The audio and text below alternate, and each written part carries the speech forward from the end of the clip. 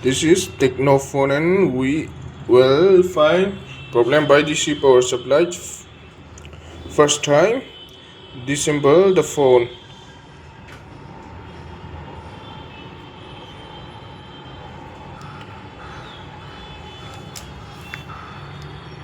And we open the motherboard and we will check by multi-boot cable, but this techno is not support much by multi-boot. We have to find connector in connector plus and minus, and we check by multimeter, and to direct connect we will jump.